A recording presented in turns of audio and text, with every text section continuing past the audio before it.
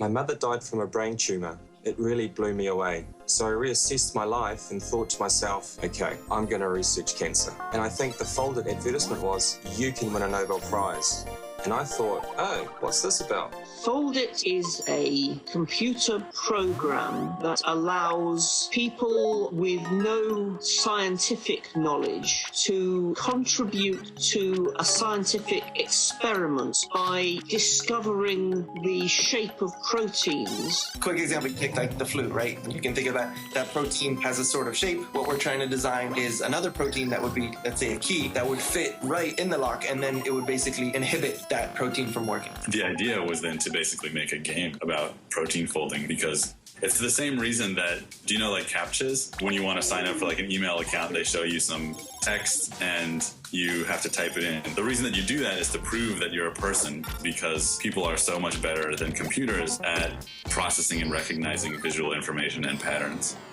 The scientists had been working on the Maize and Pfizer monkey virus for something like 15 years without finding a good solution. Knowing the structure was important to combat the AIDS epidemic, and so they just gave it to us as a normal puzzle, and we had about 3 weeks to work on it.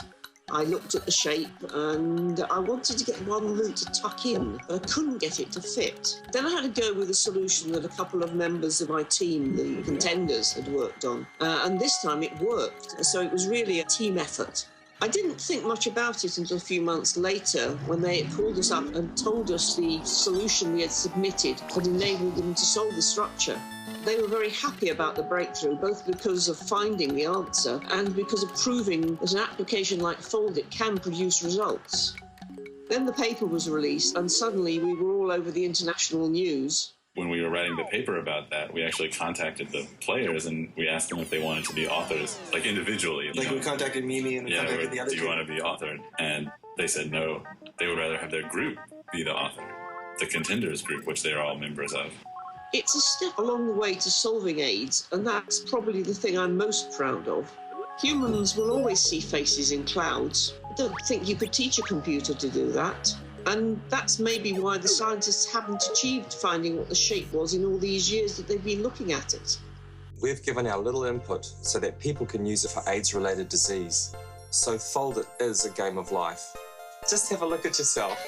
You know, like, you're built up of all these proteins and you're a beautiful person. And I hope one day that all these beautiful things that I can see and the way that I can fold will be able to help someone.